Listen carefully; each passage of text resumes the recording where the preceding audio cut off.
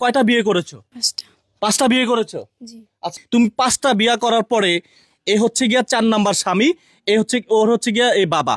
তার মানে বুঝতে পারছেন, মধ্যে সামাজিক যোগাযোগ মাধ্যমে একটা বিষয় দেখেছেন। এই মেয়েটা বলছে তার মা নাই, সংসারে সৎ মা রয়েছে, সেই সৎ মা নাকি এই মেয়েটাকে নির্যাতন করে। ইতিমধ্যে এই ছোট্ট মেয়েটা, ছোট্ট মরিচের ঝাল বেশি, হ্যাঁ বাস্তব প্রমাণ পাইলাম। এই মেয়েটা পাঁচটা বিয়ে করেছে, এ হচ্ছে গিয়া 4 নাম্বার স্বামী, ওর হচ্ছে গিয়া এই বাবা। তার মানে বুঝতে পারছেন। আর এই মা, যেই মা জন্ম দিয়েছে এই মাকে, এই মেয়েটা, এর বাবা অটো চালায়। আমরা এলাকার লোকজনের কাছ থেকে খবর নিলাম এই মেয়েটা পাঁচটা বিয়ে করেছে। কয়টা বিয়ে করেছো? পাঁচটা। পাঁচটা বিয়ে করেছো?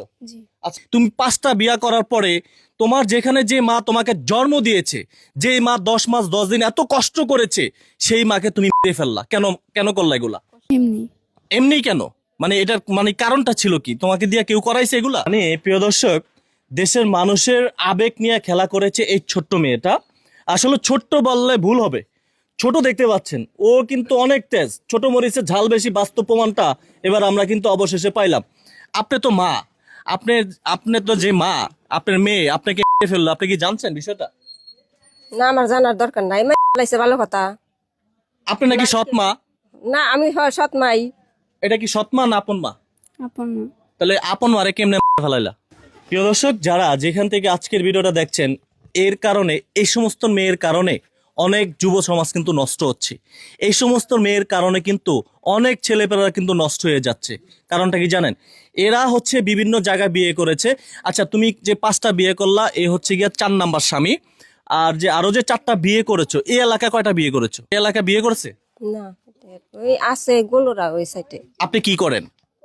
আমি চকে কাজ টাজ করে এলাম। মানে দেখেন কতটা দরিদ্র ফ্যামিলি। এই হচ্ছে গিয়া তার ঘর। এখানে এলাকার লোকজন, আমি এখানে চার দোকানে একটু খোঁজখবর নিলাম যে আসলে হ্যাঁ মেয়েটা, এখানে মারও কোনো দোষ নাই, বাবারও কোনো দোষ নাই। এই মেয়েটা যে আপনাকে মেরে ফেললো, বাবা নাকি প্রবাসে থাকে। আমাকে সৌদি আরব কেন বললা বাবা? বাবা নাকি প্রবাসে থাকে? বাবা প্রবাসে থাকে? জি না। তাহলে কেন বললা? তোমারে আমি বারবার জিজ্ঞাসা করলাম যে তোমার বাবা কোথায়, তুমি বললা যে আমার বাবা সৌদি আরব থাকে। এ হচ্ছে গিয়া সৌদি আরব, হ্যাঁ? মানে এইটার কারণটা কি? তুমি আমাকে বলবা যে এই যে দেশের মানুষের আবেগ নিয়ে খেলা করলা ছোট্ট হয়ে, এটার কারণটা কি? এটা কিন্তু আপনার জামাই, আপনি কি জানতেন? এমনি কথা কইছি। এটা কিন্তু আপনার 4 নাম্বার জামাই। আমি গেছে পর আমি কথা কইছি 2 দিন। হ্যাঁ, কথা কইছেন? কথা কইছি।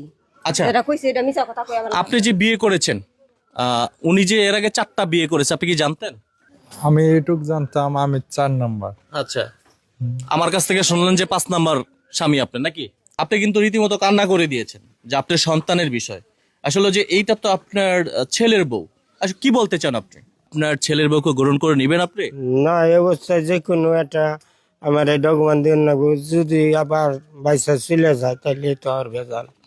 এই যে তোমার মায়ের সাথে যে কাজটা করলা, তুমি বললা তোমার মা নাই, সংসারের সৎ মা, মায়ের পা ধরে মাপ চাও, মায়ের পা ধরে মাপ চাও, আর এলাকার বাসীর কাছে সবার কাছে ক্ষমা চাও। তো এলাকাবাসী, আমি যখন আসলাম যে এই মেয়েটা আমাদের এলাকার মান সম্মান নিয়ে খেলা করেছে, প্রত্যেকটা মানুষ আমাকে বলল খারাপ হয়েছে। খারাপ হয়েছে। এখন মায়ের পা ধরে মাপ চাও, মায়ের পা ধরে মাপ চাও, মাপ চাও মায়ের পা ধরে। যাও যাও,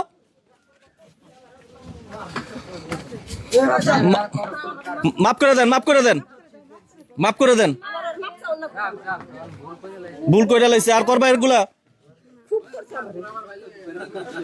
প্রিয় দর্শক, যারা যেখান থেকে এই মুহূর্তে দেখছেন, শেয়ার করে দিয়ে লক্ষ মানুষকে দেখার সুযোগ করে দিবেন। আজ এই মুহূর্তে কিন্তু আমরা মানিকগঞ্জে অবস্থান করছি। আমরা যে মেয়েটার নামও কিন্তু আমাদের সাথে মিথ্যা বলেছে, নাম বলেছে আনিকা, কিন্তু ওর নাম হচ্ছে কি, নাম কি? সাইমা। সাইমা, নামও কিন্তু মিথ্যা কথা বলেছে। প্রিয় দর্শক, সবাই শেয়ার করে দিয়ে যে সমস্ত অডিয়েন্স ভাইরা রয়েছেন, এই মেয়েটা কিন্তু বিভ্রান্ত ছড়িয়েছেন। অবশেষে আমরা আসল ঘটনা কিন্তু খুঁজে বের করলাম, সরজমিনে তার বাড়িতে আসলাম। আপনারা নিশ্চয়ই বুঝতে পেরেছেন, এর বাবা হচ্ছে গিয়া অটো চালক। তিনি আসলে দিনমজুর যেটাকে আসলে বলা হয়, আর বাবাকে বানিয়েছে সে সৌদি প্রবাসে থাকে।